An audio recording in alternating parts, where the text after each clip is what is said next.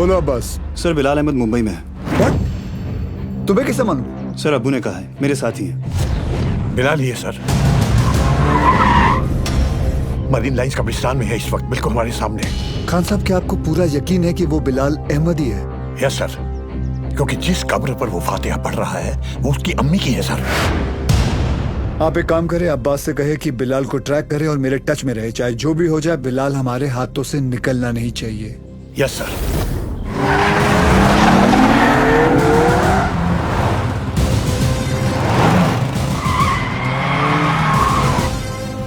बोलो Surya. Sir, Bilal Ahmed is in Mumbai.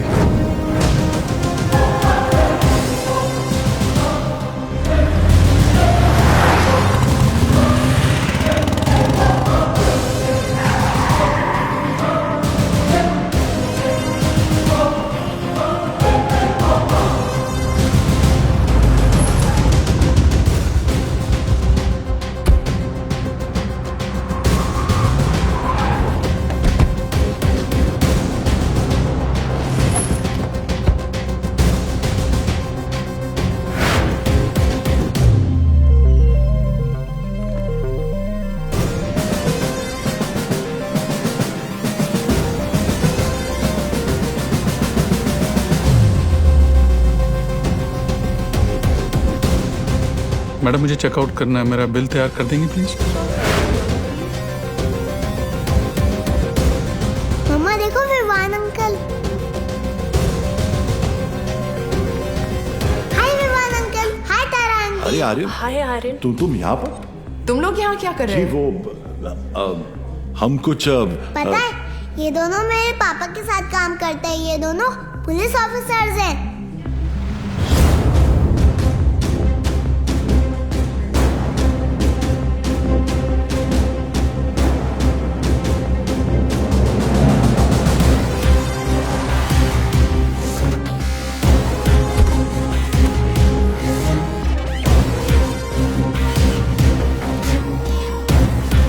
देखो पापा भी आ गए।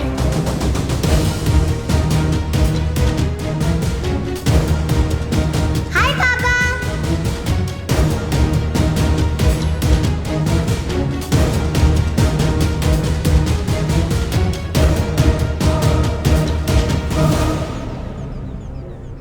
बच्चों को लेके जाओ यहाँ से। This is serious.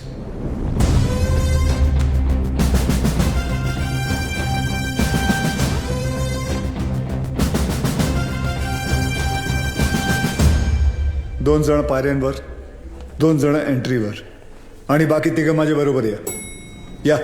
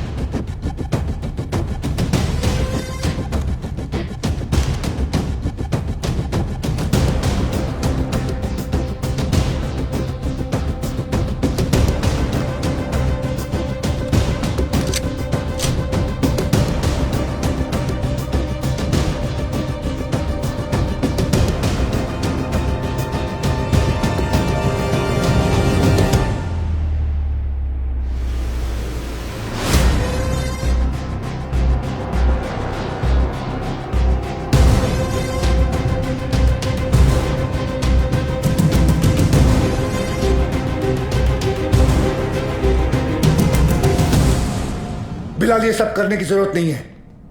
Just surrender. और क्या मिलेगा सरेंडर करके? फांसी? नहीं चाहिए मुझे ऐसी जिल्लत भरी मौत। मैं फिर से इस मुल्क में तमाशा नहीं बनना चाहता। ये मुल्क तुम्हारा भी है, शायद तुम भूल रहे हो। नहीं, ये मुल्क मेरा नहीं है। कभी अपने घर को जलते हुए देखा तुमने? जिस घर में तुम बड़े हुए हो, तुम्हारे माँ बाप बूढ़े हुए, मैंने देखा है। मेरे बच्चे, बीवी, अब्बू को जिंदा चला दिया उन लोगों ने। 27 साल बाद तभी भी चीखें सुनाई देती है मुझे। और बदले में तुमने जो धमाके किए उसका क्या बिलाल? उन्हीं ब्लास्ट में मैंने भी अपने माँ बाप को खो दिया। चाहूं तो इसी वक्त तुम पर अपनी सारी भड़ास निकाल सकता हूं, लेकिन वो एक वक्त था जो गुजर गया। हमें उसे बुलाना होगा, आगे बढ़ना होगा। हाँ, मानता हूं कि तुम्हारे साथ जो कुछ भी हुआ वो गलत था, लेकिन तुमने भी तो सैकड़ों मासूमों की जानें ले ली। जिन्होंने तुम्हारा कुछ नहीं बिगाड़ा था उसका क्या? और जिन्होंने मेरा सब कुछ छीन लिया उनका मैंने क्या बिगाड़ा था? इस मुल्क को मैं जलते हुए देखना चाहता हूं, तड़पते हुए देखना चाहता हूं, और ये होकर रहेगा इंशाल्लाह। बिलाल, अगर अल्लाह तुम्हारे साथ होता तो अल्लाह की इबादत करते हुए हमारा अफसर अब्बास तुम्हें नहीं देखता। और अल्लाह तो छोड़ो, अगर तुम्हें लगता है कि जो तुमने किया वो सही था तो तुम्हारी अम्मी तुम्हारे साथ सरहद पार चली जाती, लेकिन वो नहीं गई, क्योंकि वो जानती थी कि उनके बेटे ने जो किया वो गलत किया है। जानते हो तुम्हारे अम्मी के जनाजे पर कितनी भीड़ थी? भीड़ इसलिए नहीं थी क्योंकि वो तुम्हारी अम्मी थी, भीड़ इसलिए थी क्योंकि उन्होंने तुम्हारा साथ नहीं दिया।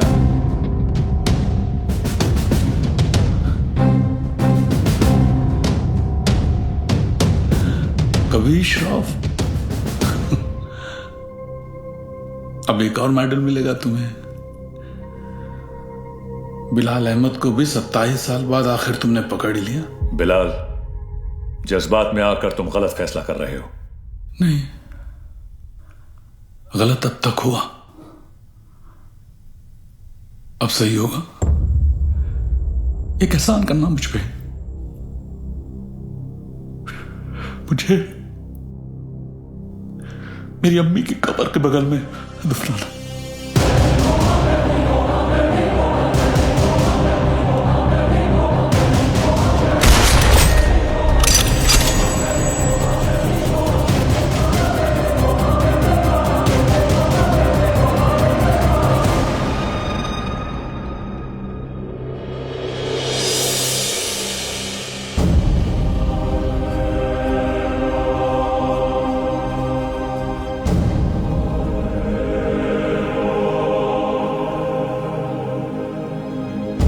कभी कभी सोचता हूं सर कि काश एक ही धर्म, एक ही ऊपर वाला होता तो शायद ये सब नहीं होता। हम इंसान लड़ मरने के लिए कोई ना कोई और बहाना ढूंढ ही निकालते। सर, सावंतवाड़ी पुलिस स्टेशन से फोन आया था। वहां पर बिलाल अहमद को किसी ने देखा था।